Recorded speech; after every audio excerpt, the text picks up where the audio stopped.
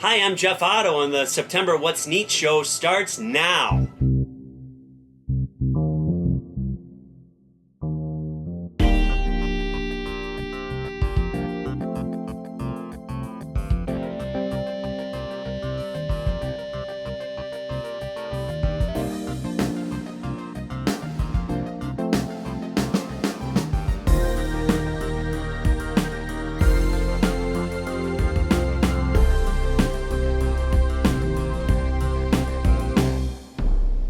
This is What's Neat for September 2016. I'm your host, Ken Patterson, and this month Jeff Otto comes by and shows us how to build a turnout using one of his beautiful turnout jigs. And then later in the show, I show you how to build roads and scenery on our layout construction segment this month on What's Neat. And that's the lineup for this September. I want to thank all the viewers. We've reached over 1 million views recently, and we're averaging around 22,000 views per month on all the What's Neat shows. So it's really great to be able to share this hobby with our family and friends around the entire world. So now we go with September 2016, What's Neat?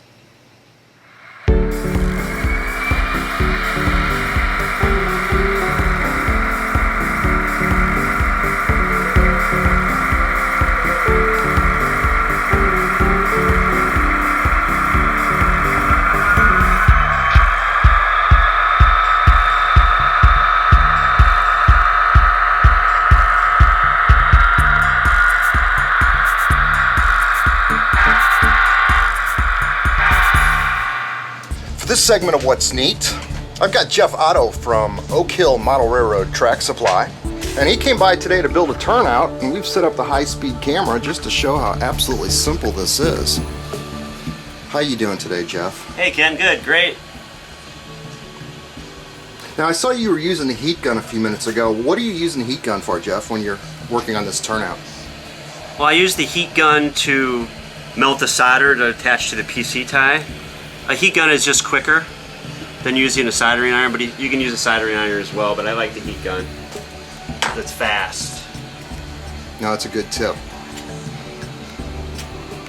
And I just use a little bit of flux, and then I also use solder paste that comes in a tube.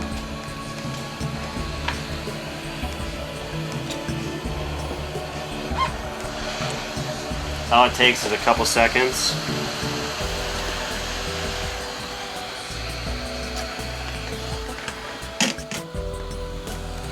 So it would appear after you get the first set of rails soldered together with the PC board, you simply lay your ties in place. Yep. And then lay the turnout right back on top of those ties, correct? That's correct. We have to put the plea bond on the track and let it dry, get tacky for a couple minutes.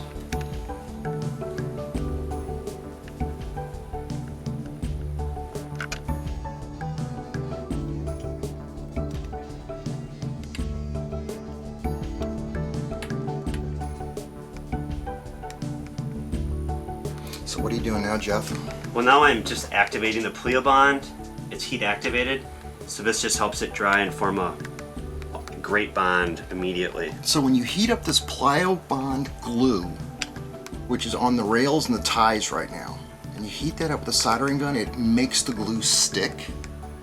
Yep, yeah, it bonds it with the wood ties. That's amazing. I actually didn't know that. That's a cool tip. And if you let it dry too much, it's hard to get a good seal. So just when it's kind of tacky is when you want to put it back.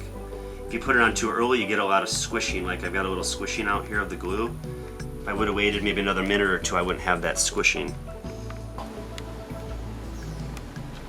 It would appear that the PC ties that you've put on this turnout template are in a very strategic location for the guardrails and the frog. That's an obvious design on your part. That's pretty smart. Am I on the right track there? Yep. This way you have a gap between your frog and the rails. And then you can also gap this rail here. You can gap a rail here, here, here, and then isolate the frog. You don't need to have a PC board tie on both the guardrails, both ends of the guardrail. There's no need for it because there's no force in the guardrail really. Okay. Well, you're 20 minutes into this project, so it's going very quick so far. Yep. Now we're going to take it out and put the points and the throw bars on. Okay. That looks great. Now, Jeff, I'm looking at a close-up here of your hinge, and I notice that the hinge is a small piece of metal, like this one on the table here, and that hinge is soldered into place to the points, and the rails going to the points, so that you wouldn't lose any conductivity of electricity whatsoever on this turnout when you put down your Woodland Scenic cement or you're gluing down your ballast. I think that's a great design feature. Now you're putting in one of these hinges on our turnout right now? Yep. And another good thing about this hinge is the fact that there's a hinge, this point can move effortlessly. If you want to look over that's a very smart idea. At the other turnout. I never have noticed that until you pointed that out to me. And I mean, it's effortless. Yes. There's no stress, the points will last literally forever. The hardest part about building my turnouts is putting the throw bar on. Throw bars. This one has a hook.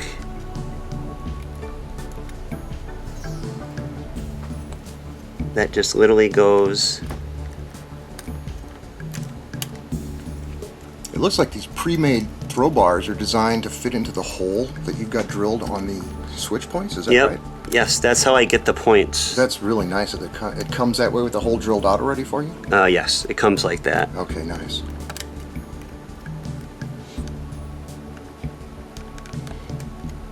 And then when that goes into place, it's going to look exactly like this.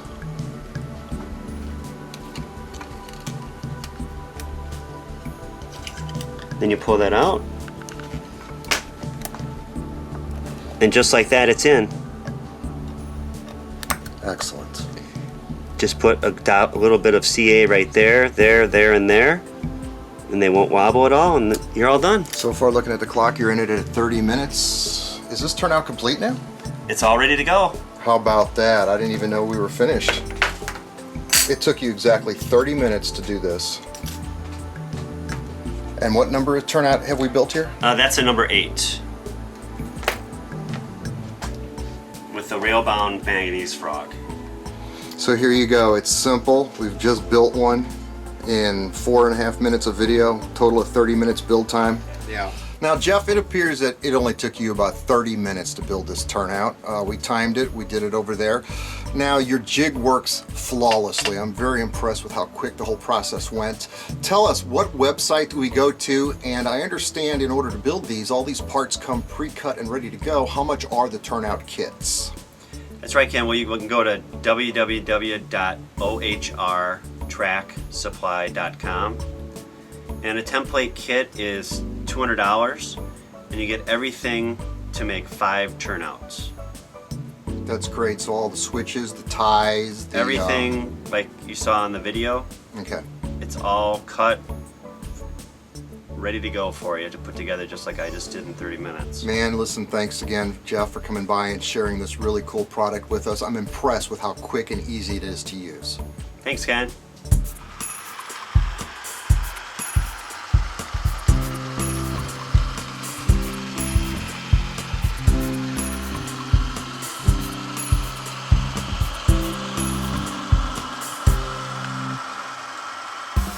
This is James Wright, and you're watching What's Neat with Ken Patterson. I love the show. I hope you guys do too. So check it out with your host, Ken Patterson, who is just amazing. He does amazing work. I don't know how the guy sleeps.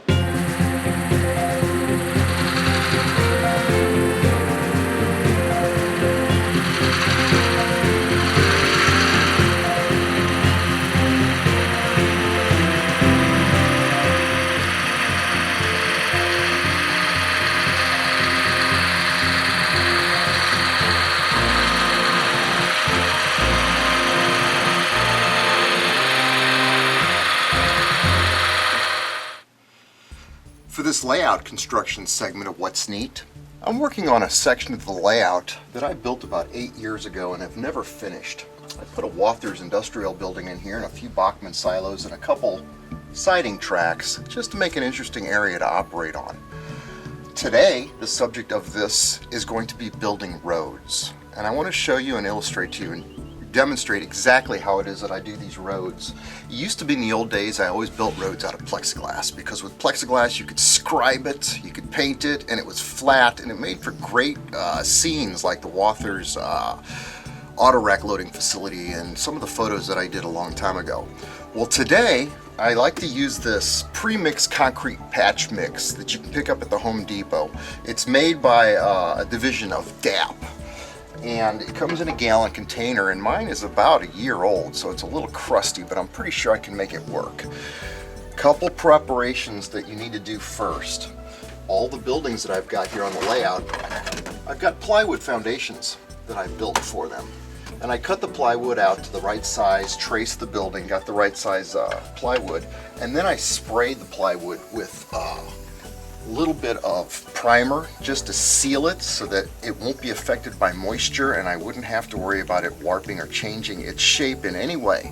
Because as we work with this concrete cement patch mix, which really isn't crusty cement, it's not brittle, it's something that stays soft. Even after 5 years, I've torn up sections of my layout where I've had the cement and I wanted to change things, and it literally peeled right up and curved right up, and it would remain flexible 5 years later. So this is something you don't have to worry about it ever getting brittle on your layout or cracking. It remains flexible so far for the lifetime that I've been using it. Now, with regards to the plywood foundations, we're going to butt the cement right up to the base of the plywood. I've got the plywood screwed into place, so later on I can cut around it and remove it and then glue the buildings to the plywood, which will allow me to have it be removable to work on the models and then put them back into place into the layout. Now we're going to lay the cement directly on top of foam. I took 1x4 material, actually 1x4s, and I took a strip of 1x4 and I ran it to the bandsaw, and what I did was I cut up 1/8 inch by 1/8 inch lumber that I've then taken pins and I've pressed it here into the layout where the road's going to go, and we're going to use that as a form which will keep the cement in place so that then we could build ballast shoulders or black cinder shoulders on either side of the road. Now, the way I'm going to do this, the key here is to keep the cement wet. So I've got a spray bottle here that's going to help smooth the cement. And I've got multiple putty knives here. I've got a 5-inch, a 4-inch, and a 2-inch. And I'm probably going to use the 4-inch for most of the process. So let me show you now how this turns out and how the process goes. Now I've scooped the putty. I've got it on my knife here. And I'm going to just lay it right in between the forms that I've got here. Let me show you how this looks. Now this material's thick because it's kind of old, and that's the point of using the water, is to keep it moist, keep it workable. And so that's what I'm going to do here. And you literally just spread it between the forms. Consistency of peanut butter.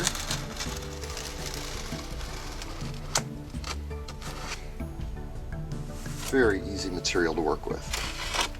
Now there's no magic to this. This is going to take some time. I'm going to work my way across the roads. I've also, another point I want to show you here is I've got the railroad crossings. As you can see here, there's a railroad crossing here, and I've filled it in with railroad ties and sanded it flush with the tops of the rails. And then I'll simply butt the cement right up to the very edge of where these ties are. Same way over here in the parking lot. I've built a railroad tie road where it's going to cross and then into the parking lot. And I don't have forms into the parking lot right at the edges here at the curves, because I can actually cut this and work this with the knife. And I'm also going to run the cement right over the top of this narrow gauge trackage, which is a spur that dead ends. And I'm not going to have any planking on that. It's simply going to be a cement, and then I'll carve in the flangeway for the train to run on that. Moving right along with the 4-inch trowel, I'm evenly spreading the cement between the forms, and I'm starting right here at the railroad crossing. And I'm pulling the putty knife really smooth. Everything's wet. And then I'm just going to drag it. Now I cut off the tops of all the little pins that are holding the wooden forms in place so that it wouldn't be skipping over those. But see how I'm just dragging this smooth? And I want to do this on most of it. Now, as this dries over a period of 2 days, it's going to start to crack. as it dries, and we're going to go back over with a second coat. It's to be expected. It's a 2-coat process when I do this way. But as you can see, everything is relatively smooth. That's exactly how I'd like it to be.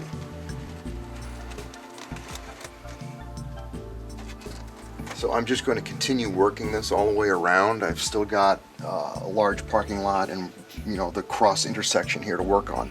So I'm going to keep working on this now the same fashion, and let's see how this progresses further.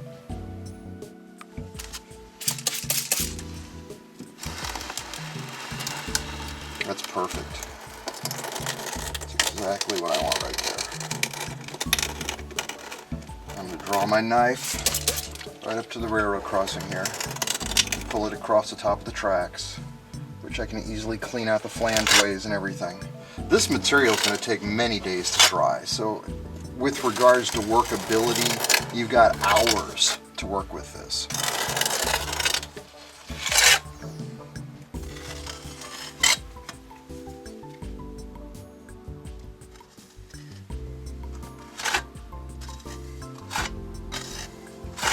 Just like that. Now the only thing I need to do is to complete the parking lot back here. So that's what I'm going to do here, is work on this parking lot now.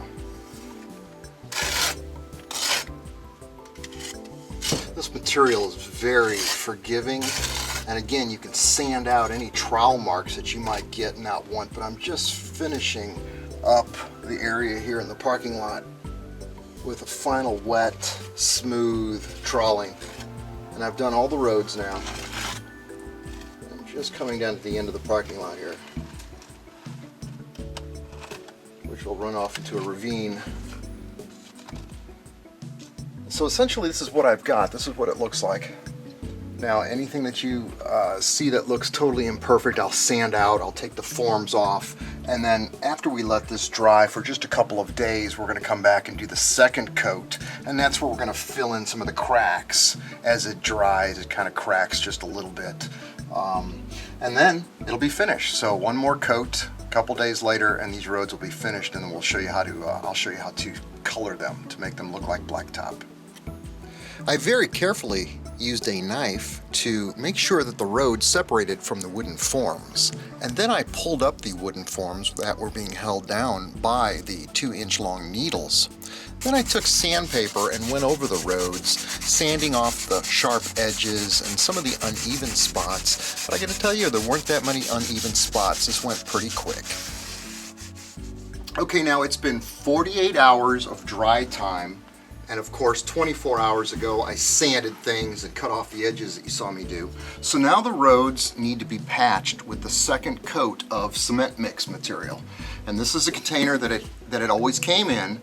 And I read the back of the container, and it said, in fact, it was made by DAP. Well, this is empty now, so I bought a new container of the material just last night. And in fact, it's got DAP's name on it and a whole new package label and everything, so it's really easy to identify. You get this at the Home Depot. It's about $20 for the whole gallon. And what I'm gonna do now, and I wanna show you the cracks that we've got to patch. It's not so bad, actually. You can see some of the smaller cracks right here. And then as we move over towards this section where the roads converge, I've got a lot of cracks to fill here all the way down, and that's simply because as the material dried, it shrank and you develop these cracks.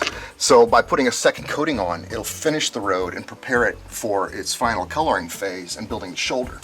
So to apply the coat, all I want to do is use a small knife, and here I've got one of these Ross painter's knives, and these are perfect. I find so many uses for these, but these are going to be perfect for simply taking the cement fresh out of the new container here, and all I'm going to simply do is, as if I'm doing drywall work, I'm going to fill in those cracks with the painter's knife.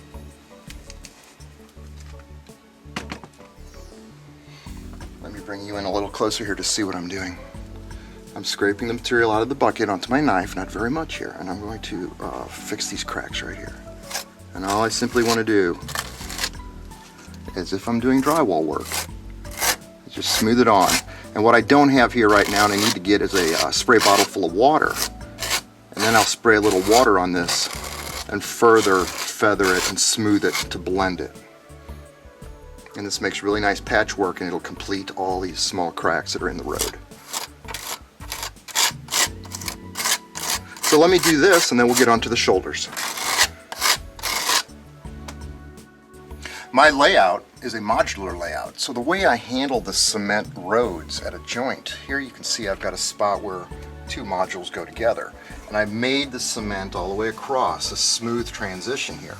Okay, so when it's finished with scenery, everything's going to line up and match. But I still have to cut the cement. Because it's like a latex material, it always stays sort of flexible. I'm able to take this saw, and I'll be able to just put it right where the line of the module separation will be. And I will cut this right here. It's very easy material to cut, and it doesn't dull my saw blade.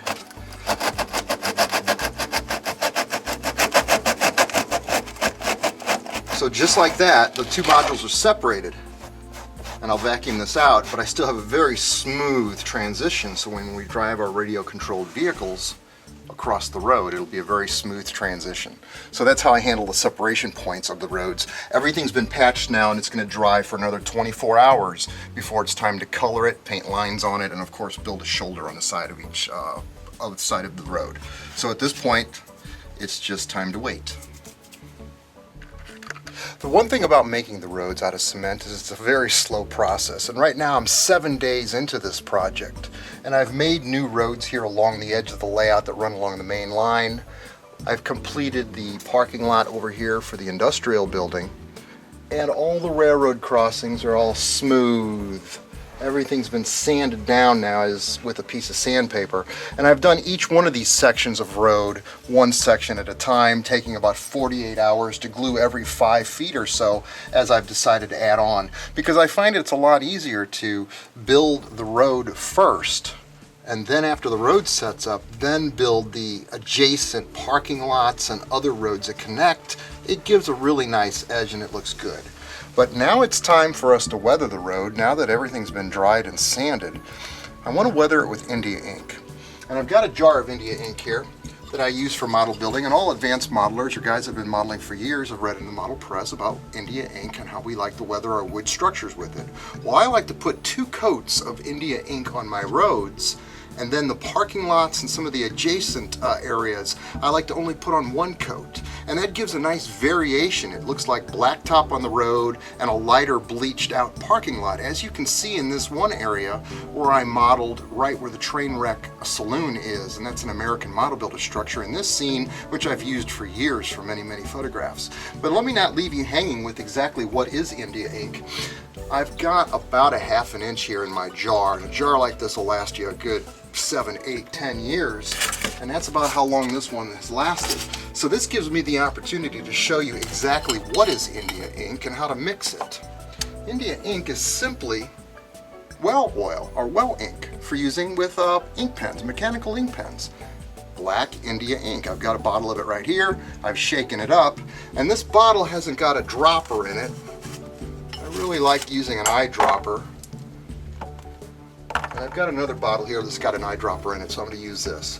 And what I like to do is put 2 full eyedroppers of this material in my jar.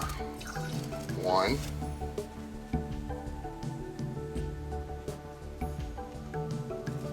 2. That's 2 full. And this stuff's pretty intense. This goes a long way. Now we're going to thin it with alcohol. Now, I just picked up a bottle of alcohol here from our local Walgreens, and it doesn't matter if you get the 91% or the 73%, it all works the same.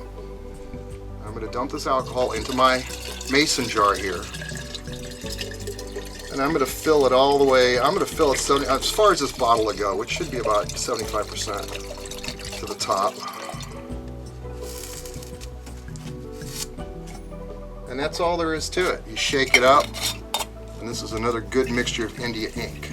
2 eyedroppers goes a long way. You can make it stronger, but I'd rather have a weaker mix and then apply it to a structure in coats so that I can build it up. I don't want it to be too dark all at once. So now that I've got this mixed, I'm going to take this regular soft paintbrush and we're going to start applying it to the roads. And again, I'm going to put one smooth, even coat on.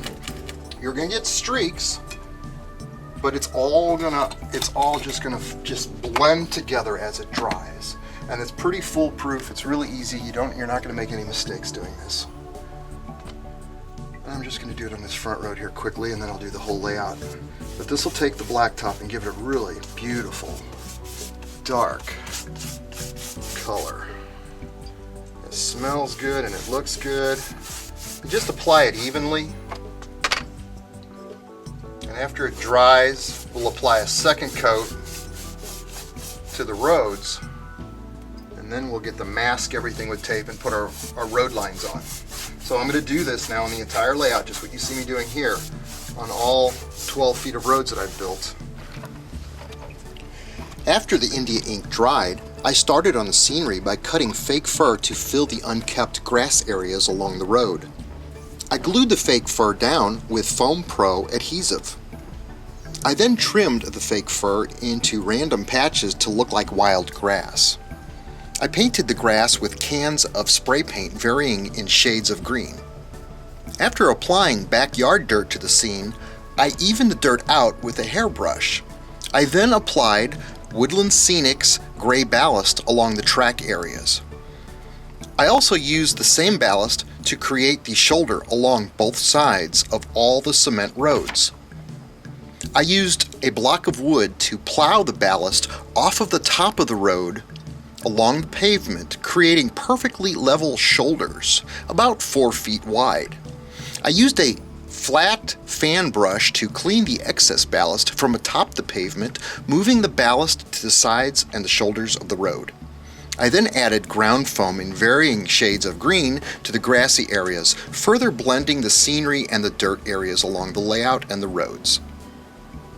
And now that we've got all of our shoulders completely smooth and made, all of the ground foam, all of the dirt, all of the various things put into place here now, I'm going to take 2 bottles of Woodland Scenic cement. I'm going to spray the entire area and keep everything real fine misted so that the shoulder stays smooth and flat, and then it'll all harden. And by, say, tomorrow, in about 6 or 8 hours, by tomorrow morning, it'll be then hard, and we can go ahead and start painting our lines. So let me get started doing that. I need to spray the entire area with this Woodland Scenic cement and protect the areas that don't need the glue. And I've got a very fine mist. One more thing I want to point out is, as you see, I'm spraying the road. And what'll happen is the cement that is semi-porous will be sealed by the Woodland Scenic cement, so that if you come along and put a soda cup or a can or a beer can or something on the layout right on the road and it sweats, you won't get that ring. It won't soak up the water. It'll be sealed from the Woodland Scenic cement. So it's kind of a benefit to spraying everything overall. So about 48 hours later, and the shoulders of the road are rock hard. All of the scenery and dirt and grass work in the area is all hard and dry. So now it really is time to start putting the final coats of paint and detail on the cement roads. And right now I've got a piece of paper in my hand with some holes cut out in it, some squares, just random cut out squares. And I've got an airbrush full of some black flocal paint, and it's thin, very thin, and I'm using about 15 pounds of air in the Iwata airbrush. And what I'm going to do is take this piece of paper and simply hold it over the area and gently, very lightly, spray these various squares on parts of the road to create the effect of patchwork, cement, stonework and patchwork, asphalt work, repair work, things like that, so that when we put the lines on the road, this will add just a little more accentuated detail to the overall finished scene. Now, to paint the road markings and the lines on the roads, I'm using fine line 3M masking tape, and in this case I'm using about 6mm tape. And there's no magic to this. I simply run it along. In this case I'm doing the outside white line on the road, and I'm going to airbrush it with 15 pounds of air, and the paint is thinned here in a glass jar underneath my Iwata airbrush. Now, the 2 fine line pieces of tape form the center where I want the airbrush to spray the road, and then I've got some larger blue tape on the outside. And because I'm using such low air pressure, I don't have to worry about overspray on the road. And as soon as you get this tape down, you want to go ahead and start painting right away, because it doesn't stay stuck very long between the cement and the small little pieces of ballast that we've got. It doesn't stay stuck very well. So I'm taking my airbrush now, and I'm simply going to airbrush very lightly and slowly. And because I'm using low air pressure, I don't have to worry about the air or the paint bleeding underneath the tape or getting sprayed under the tape. Take your time on this and do this slow. And really the whole process is very slow. Between the center lines, the outside lines, the railroad crossing markings, and all the other appropriate road painting that I've got to do, keeping the lanes about 11 feet wide is what I'm doing. The stripes are about 4 inches wide. Now let's say that you don't have an airbrush and you want to get your roads made right away. When this is all said and done, and after all the masking is complete, I'm going to end up with roads that look just like these roads here, made out of the same cement material. Now there's other ways to paint the white lines on the roads if you don't have an airbrush, and that is you can use a straight edge and one of these artist pastel pencils. These things work really good, although they're kind of faint. And another device that works really well is a Sharpie marker. These things paint in white, and it's got kind of a large tip on it, so you still, unless you're doing O-scale, you still got to mask and use one of these. But if you don't have an airbrush, this will make great white lines on your roads. So at this point, I've got a lot of work ahead of me to complete the process of working on this, and that's what I'm going to do now. I'm just going to slowly, over the next few hours, work on all 17 feet of roads and get these all painted with lines, and we'll see how they turn out.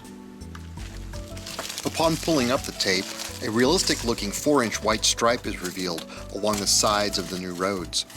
I continued masking out the side stripes along the new roads, masking about 30 feet in total to create the 4-inch solid outside lines. The scene looking better and better each time the tape is pulled up. I also masked the pattern of the center stripes, careful keeping these evenly spaced. I then painted these broken lines with an airbrush and the white paint.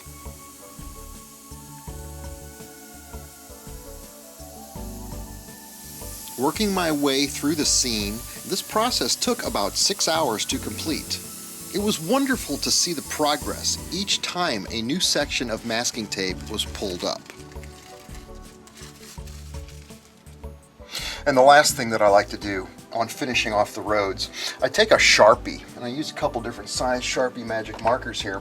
And I also like to use paint and a brush for this because the Sharpies tend to fade out after a couple of years. But what I like to do is I draw the tar lines on the road where you see all the cracks, where the road departments come by and done patchwork. And you see that on so many roads, and there's no random, it's completely a random pattern. So there's no real instructions or method onto doing this. It's just you do it and it just kind of looks really great. So that's it for these roads. These roads are finished pretty much. I've got to do all the signage, guardrails, trees, bushes, and of course I could spend another 30 days working and finishing off this scene. But I'm very satisfied with the results of these roads. They're smooth, so they're perfect for running RC car vehicles. And I really like the way this material allows me to transition between the gradients, the different topography of the track work. It's something you just can't do with plexiglass. So this cement material, it's flexible. If I wanted to tear it up, it would just peel up like linoleum, but I'm not going to do it now. I'm very satisfied with the way these roads are coming out. So that's this segment of What's Neat on making roads. It's a great method. It's something I suggest you try. It's pretty foolproof, and your results are going to be great for making roads for your layout.